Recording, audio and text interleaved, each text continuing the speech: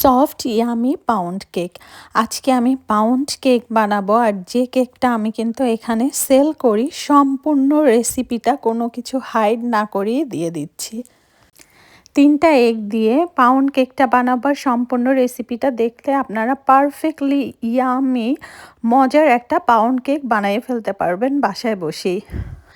3টা ডিম রুম টেম্পারেচারে রেখে এখন আমি একটা বোলে কুসুমটার সাদা অংশটা আলাদা করে নিচ্ছি। যেহেতু আমি 3টা ডিম, আমার ডিম যেন নষ্ট না হয় এজন্য আমি আলাদা একটা বোলেই এভাবে ডিমটা করে নিই। সাদা অংশে যেন কোনো প্রকারের ইয়োগ না থাকে, একটা ফোঁটাও যেন ইয়োগ না থাকে, সেভাবেই আমি নিয়ে নিচ্ছি। আর আমি এবার আমার মিক্সচারে করব। মেশিনের যে মিক্সচারটা, আপনারা চাইলে কেউ হ্যান্ড মিক্সচারেও করে ফেলতে পারেন হোয়াইট অংশটা বিট।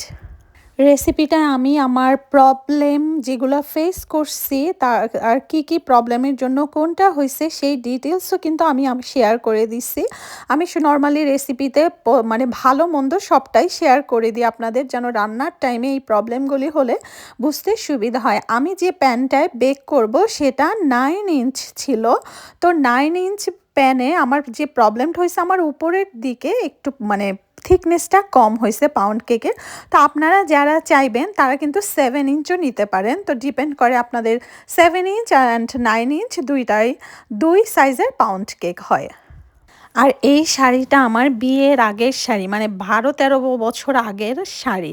ব্লাউজটা আমি টিমো থেকে নিয়েছিলাম শীতের জন্য পারফেক্ট, কারণ নিচের দিকে না সোয়েটার টাইপসের ছিল, যেটা পরলে এক্সট্রা আমার জ্যাকেট ট্যাকেট পরতে হয় না, কাভার হয়ে গেছে। তো টিমো থেকে আপনারা ইজিলি অর্ডার করতে পারেন এই টাইপসের গেঞ্জি। এরপরে আমার সাদা অংশ বিট করার পালা। আমি মিক্সচারে 6-এ দিয়ে দিছি। আমার মিক্সচার হাইয়েস্ট 10, 10-এ 6-এ দিলে তার মানে মিডিয়াম থেকে একটু বেশি স্পিডে আমি এগ হোয়াইটটা বিট করে নিচ্ছি। যখন ফেনাটা উঠে যাবে সে পর্যায়ে আমি 1/4 কাপ চিনি অল্প অল্প করে দিব। 1/4 কাপ চিনি আমি 3 বারে দিয়ে 6-এ রেখে বিট করব যতক্ষণ না পর্যন্ত সুন্দর একটা ফোম হবে। ফোমটা আপনার যত বেশি স্মুথ পারফেক্ট হবে, কেকটা কিন্তু অত বেশি সফট আর বেটার হবে। তো আমি দেখাচ্ছি লাস্টে আমার ফোমটা কি পর্যায়ে ছিল। আমি দেখাচ্ছি আপনাদের যে আমার এই পর্যায়ে আপনারা যখন দেখবেন মনে হচ্ছে, বাট এই যে দেখেন এভাবে লিকুইডে পড়তে থাকলে আরও পারফেক্ট হয় না, মানে আমার আরও 2 থেকে 3 মিনিট বিট করতে হবে।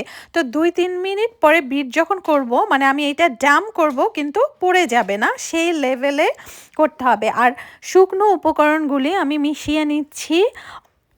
1/4 কাপ ময়দা, 1/4 cup powder milk, 1 teaspoon baking powder, 1/8 teaspoon baking soda ভালো করে চেলে নিচ্ছি। ময়দা কিন্তু আমি মানে 1/4 কাপ দিয়েছি, 1/4 কাপ পাউডার মিল্ক দিয়েছি, Nido powder milk, baking powder 1 teaspoon আর বেকিং সোডা 1/8 টিস্পুন। এরপরে আমি এগের কুসুমের অংশটা কাজ করব। 3টা কুসুমের মধ্যে 1/4 কাপ চিনি দিয়ে দিচ্ছি, 1/4 কাপ রুম টেম্পারেচারে থাকা পানি দিয়ে ভালো করে মিশিয়ে নিব যেন চিনিটা ভালো করে গলে যায়। চিনিটা ভালো করে গলা হয়ে গেলে এর মধ্যে আমি 1 কাপ থেকে একটু কম পরিমাণের তেল, মানে 1/4 কাপ পরিমাণের তেল দিয়ে ভালো করে মিশিয়ে নিচ্ছি। যে পরিমাণে আমি ময়দা দিয়েছি সেই সেম পরিমাণে আমি রান্নার কুকিং যে অয়েলটা সেই তেলটা দিয়ে ভালো করে আবারও মিশিয়ে নিব। ভালো করে মেশানো হয়ে গেলে এর মধ্যে শুকনো উপকরণ দিয়ে মিশিয়ে নিব। শুকনো উপকরণ আমি একবারে দিব না, কেউ চাইলে এই পর্যায়ে ভ্যানিলা এসেন্স ব্যবহার করতে পারেন, কিন্তু আমি এই পর্যায়ে ভ্যানিলা এসেন্সটা স্কিপ করেছি। আপনারা 1 টিস্পুন ভ্যানিলা এসেন্স দিতে পারেন। শুকনো উপকরণটা আমি 2-3 বারে নিয়ে ভালো করে মিশিয়ে নিচ্ছি।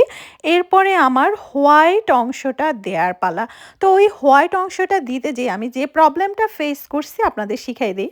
মানে আমার হোয়াইট অংশটা আমি বিট করে একটু টাইম রেখে দিয়েছিলাম, একটু টাইম গ্যাপ করে তারপরে আমি ইয়েলো অংশ দিয়ে কাজ করেছি। তার মানে এই গ্যাপের জন্য আমার যেটা হয়েছে, হোয়াইটের নিচে চিনির পানিটা বের হয়ে গেছে। তো আপনারা কিন্তু এই পার্টটায় অবশ্যই স্কিপ করবেন। ফার্স্টে কুসুমের অংশটা করবেন, তারপরে হোয়াইট অংশ করে মিশিয়ে নেবেন। আর আমি মিক্সচারে যখন কেক বানাই তখন আমি দুইটা একসাথে করি দেখে আমার পারফেক্টলি ব্যালেন্সটা থাকে। এরপর ভালো করে হোয়াইট অংশ কুসুমের অংশের সাথে মেশানো হয়ে গেলে বেকিং ট্রেতে একটু ট্যাপ করে নিচ্ছি। আমি 9 ইঞ্চ বেকিং ট্রে নিয়েছিলাম, তো আপুদের বলবো 7 ইঞ্চ বেস্ট ছিল, তাহলে আপনার উপরের দিকে কেকটা ঠিক বেশি হতো। আর বেকিং 360 ফারেনহাইটে দিয়ে আমি 45 মিনিট বেক করেছি। বেকিং অপশন 360 ফারেনহাইটে 45 মিনিট বেক করার পরে আমার কেকটা কিন্তু হয়ে গেছে। ঠান্ডা হলে কেকটা আমি কেটে দেখাচ্ছি। আর এর আগে একটা টুথপিক দিয়ে আমি দেখছি কেকটা পারফেক্টলি আমার বেক হয়েছে কিনা। কেকটা কিন্তু 45 মিনিটে একদম পারফেক্টলি বেক হয়েছে।